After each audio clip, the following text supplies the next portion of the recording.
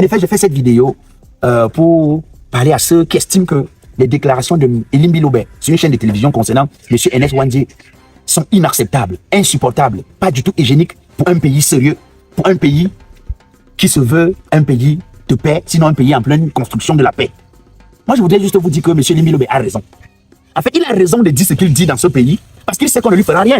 Parce qu'il sait qu'il est dans le rôle qu'il joue avec ces gens-là.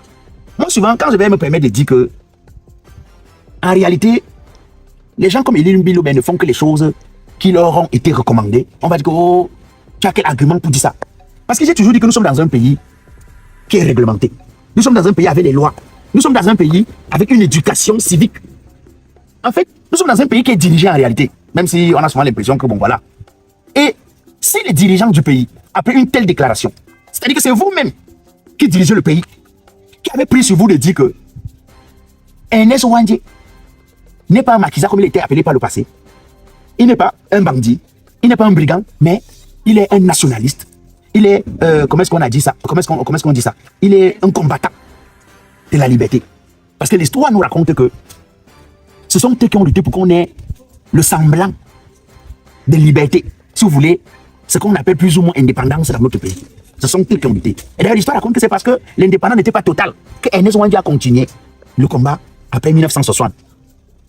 Alors, les gens estiment que ce n'est pas possible qu'un monsieur qui a donné sa vie, un monsieur dont l'histoire raconte que on lui avait proposé d'arrêter le combat pour qu'on le libère lorsqu'il était arrêté. Il a dit non. Si vous me libérez, je serai même encore plus dangereux pour vous. L'histoire raconte que le jour où il devait être exécuté, on lui a proposé d'attacher ses yeux avant un foulard afin qu'il ne voit pas sa mort, son exécution. Il a dit non, je vais assumer mon combat. Tuez-moi, je veux me voir mourir. L'histoire raconte que l'une des dernières choses à avoir dit, c'était dites à mes enfants, dites à ma femme que je n'ai pas trahi le combat. C'est-à-dire que c'est des gens qui sont morts par conviction, qui sont morts en se disant qu'ils ne valaient pas mieux que le Cameroun. Ils ne valaient pas mieux que la liberté de tous les Camerounais. Les petites personnes ne comptaient pas. Alors, quand dans un pays, ces gens ont été reconnus comme des héros, et que quelqu'un se permet de venir s'asseoir dans une chaîne de télévision et dit que, oh, c'était un bandit et tout, vous croyez vraiment que si on était dans un pays où ceux qui diraient le pays ne considéraient pas ce combattant comme un bandit, Elim Bilobé serait encore en liberté? Vous croyez vraiment que Elim Bilobé serait encore en liberté? Sinon, Elim Bilobé ne devrait pas déjà faire au moins sujet comment est-ce qu'on appelle ça là, de mécontentement de la part des dirigeants de ce pays. Donc, vous voyez, le ministre de la Communication n'est pas sorti. Le Conseil national de la Communication se met en train d'attendre les ordres qui vont venir, je ne sais pas d'où. Parce que ce sont les choses qu'on manipule, on connaît tous comment ça se passe au pays ici. Alors, ils n'ont rien dit.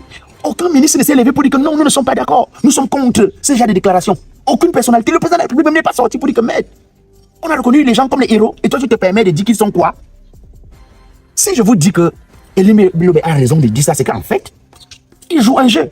Souvenez-vous qu'à la peau de chaque élection présidentielle dans le pays ici là, c'est-à-dire, on a toujours des personnes comme Elim Bilobé, des personnages pas du tout intéressants, qui sortent pour dissuader les gens, qui sortent pour troubler les gens, qui sortent pour distraire les gens, avec des sujets qui ne nous intéressent pas et donc qui ne sont pas des véritables problèmes dans ce pays.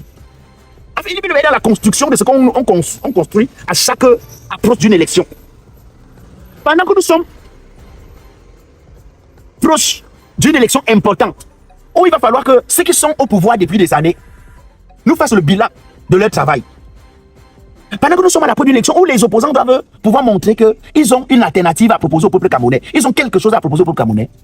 Alors si ceux qui sont aux affaires laissent les gens comme Elim Bilobé s'exprimer et dire des choses graves, des choses qui peuvent troubler la nation, qui peuvent créer un désordre dans le pays, ça veut dire qu'en fait ils n'ont rien à proposer comme bilan. C'est pourquoi ils préfèrent laisser les gens comme ça prospérer, pour distraire, pour nous troubler. Parce que moi, si je dirigeais ce pays-ci là, M. Elim Bilobé devait, même si, c'est-à-dire qu'il devait au moins être interpellé après une déclaration pareille. La République ne peut pas dire que les gens qui ont fait cette lutte et qu'à l'époque on appelait maquisards, la République les reconnaît désormais comme les héros nationaux. Un individu vient, dit que un de ces héros-là est un bandit. Quand tu regardes le Japap, c'est sucré, c'est ndolé, non? Abonne-toi alors. Ça, c'est la page de l'actualité, la page du buzz, du divertissement. Donc, tu ne veux rien rater au 237. Mon frère, abonne-toi et clique sur la cloche de notification surtout. Partage aussi, hein. Tu peux laisser aussi un commentaire si la vidéo t'intéresse. Et les dirigeants du pays restent tranquilles. Ils ne disent rien. Ils sont calmes. J'ai souvent comme impression, parce que souvent à l'école, même quand nous étions à l'école, quand un élève savait qu'il n'avait pas la compétence, il avait dit qu'il n'avait pas retenu la leçon. La meilleure façon pour lui, c'était de troubler la salle, de créer un désordre en salle, afin de ne pas pouvoir présenter son devoir, présenter son travail. J'ai l'impression que c'est ce qui est en train d'être fait. J'ai l'impression que ceux qui sont aux affaires acceptent qu'il y ait ce petit désordre-là, acceptent qu'il y ait ce petit trouble-là, cette dissuasion, pour nous dissuader, pour nous éloigner de l'objectif. Enfin, de nous éloigner du fait de leur bilan, de nous mettre des sujets qui vont nous préoccuper, alors que le sujet qui nous préoccupe aujourd'hui, qu'on est en train de vouloir nous faire croire, parce que quand Elimilo vient s'asseoir pour dire que NS Wandje est un bandit, c'est parce qu'on sait qu'en retour, la communauté des Wandje ne va pas laisser NS Wandje.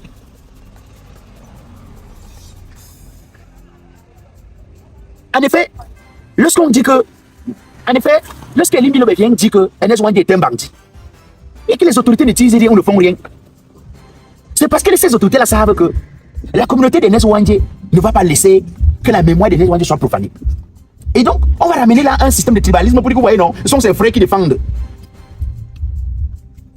Et donc, ça va nous créer des problèmes de tribalisme, les choses qu'on met pour nous distraire, les choses qu'on utilise pour nous éloigner de vrais problèmes. Parce que nous sommes à l'approche d'une élection, et je vous ai dit, nous sommes à l'approche d'une élection. Tout sera fait pour nous éloigner de l'objectif.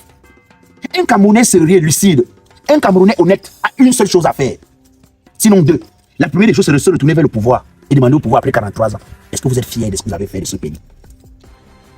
Est-ce que vous êtes fiers de ne pas pouvoir donner l'eau aux Camerounais, de ne pas pouvoir garantir l'électricité aux Camerounais, de ne pas pouvoir garantir l'école dans des bonnes conditions, pas tous les jours les grèves dans les écoles aux Camerounais? Est-ce que vous êtes fiers de ne pas pouvoir garantir la sécurité aux Camerounais? Est-ce que vous êtes fiers de ne pas pouvoir garantir aux Camerounais la paix? Et se retourner vers l'opposition et demander à l'opposition, qu'est-ce que vous nous proposez comme alternative? Un Camerounais honnête, sérieux aujourd'hui, il demande au pouvoir, es-tu fier de ce que tu as fait de ce pays en 43 ans? Il se retourne vers l'opposition. Que nous proposes-tu? C'est comme ça. On n'a pas besoin. Parce que les sujets de tribalisme vont nous distraire, nous éloigner de l'objectif. Non, non, non, personne ne va me troubler. Personne ne va m'éloigner de l'objectif. Il faudrait que chaque Camerounais reste dans son coin et se pose la question. Pourquoi une telle chose? Souvent, pour moins que ça, le Conseil national de la communication sort, sanctionne les gens. Comment une telle déclaration qui peut mettre le pays à faire ça peut être impunie? C'est-à-dire qu'une déclaration pareille laisse les dirigeants dans la tranquillité, c'est qu'il y a un problème. Non, c'est qu'il y a un problème. Comment est-ce qu'un monsieur peut dire une telle chose? Et on continue d'inviter sur les chaînes de télévision. La première des choses aurait été même de sanctionner ce monsieur pour qu'il ne passe plus sur les chaînes de télévision. Mais non. Il continue sa vie tranquillement, il continue d'aller sur les médias, sortir ce genre de déclarations. Et c'est pas aujourd'hui. Pourquoi ça ne nous arrive qu'à la veille de chaque élection? Est-ce que c'est une stratégie pour davantage diviser les Camerounais à la veille de chaque élection? Est-ce que c'est une stratégie pour davantage éloigner les Camerounais à la veille de chaque élection? Nous avons eu une situation dans le sud, à Meyo. Nous avons une situation dans le sud, à Meyo, où, après la mort d'un Camerounais, certaines personnes ont estimé qu'ils étaient des autochtones et que ça venait certainement des halogènes et qu'il fallait que ces halogènes rentrent chez eux. On a eu une casse incroyable. Je m'attendais à ce que les autorités de ce pays, ceux qui sont aux affaires, fassent des sorties pour dire non, c'est inacceptable. Je m'attendais à ce que l'on envoie la police là-bas, traquer, arrêter, sanctionner ceux qui se sont permis de faire ce genre de choses. Non. On a eu l'impression, gars, et c'est ça qui fait que quand les partis politiques de l'opposition s'installent dans le sud, la population a l'impression d'avoir l'option, sinon le quitus du pouvoir, de les chasser de là. Expliquez-moi comment est-ce que, après une situation pareille, la vie continue comme si de rien n'était. L'indignation des autorités, on ne voit pas. Comment ça se fait? Comment ça se fait? C'est toujours... C'est-à-dire que les gens qui veulent à tout prix garder notre pays dans leurs mains arrivent à nous faire croire que le problème, c'est que c'est le village de quelqu'un qui a un problème. Non, non. Le problème, ce n'est pas le village de quelqu'un dans le pays ici. Il ne faut pas qu'on se trompe. Le problème, ce n'est pas le village de quelqu'un dans le pays ici. Le problème, c'est le manger ensemble. Le problème, c'est la garantie du minimum. Quand vous dites que vous prenez la responsabilité de diriger un pays, le peuple a besoin des routes. Est-ce que le peuple a les routes? Le peuple a besoin de l'électricité. Est-ce qu'on a l'électricité? Un pays qui a les coups d'eau. Après chaque village, dit que les séparations des villages avaient les coups d'eau. Mais vous vous imaginez que nous soyons incapables d'avoir l'électricité. On peut faire un mini-barrage dans chaque village. On n'a pas d'électricité.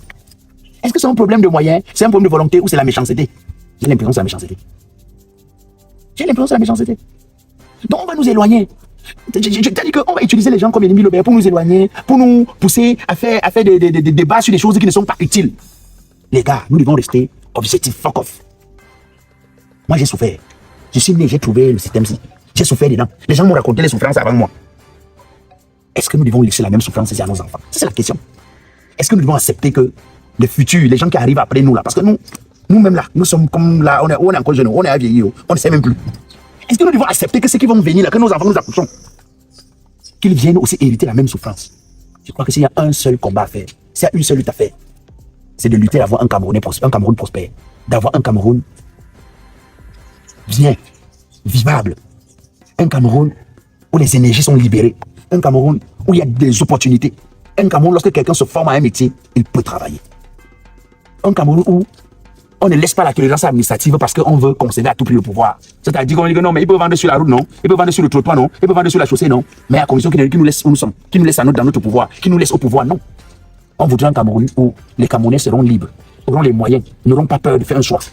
À chaque fois que je fais une vidéo comme ça, j'ai au moins 400 messages dans mon eBay. Ah, Blacko, il a tué ceux qui vont pas te tuer. Mais ils ont tué, je sais pas, les gens sont morts. Les gens sont morts. Ce pays ne continue pas d'exister. Avant moi, il y a des gens qui parlaient plus que moi, non? Ils sont morts, non? Après moi, il y aura d'autres personnes.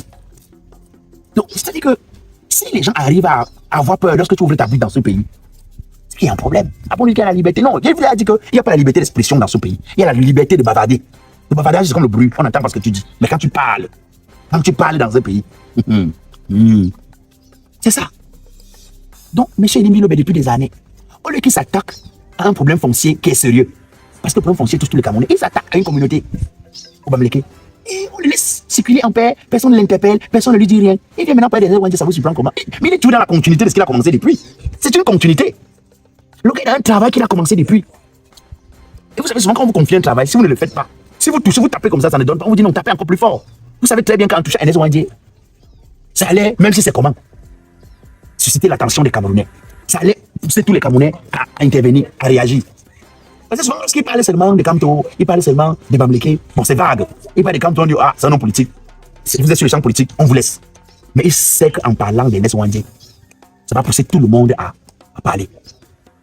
Ça va bousculer la communauté. Ça va bousculer la nation. Mais vous voyez, depuis qu'il a dit ça, il a un problème. Au contraire, il a évité sur notre chaîne. Il a encore évité. Quand j'ai l'habitude de vous dire, on n'est pas pressé. C'est un pas après un autre. Doucement, doucement. H, toi qui regardes, n'oublie pas de liker et de commenter. Vraiment, si tu n'es pas encore abonné, fais-le.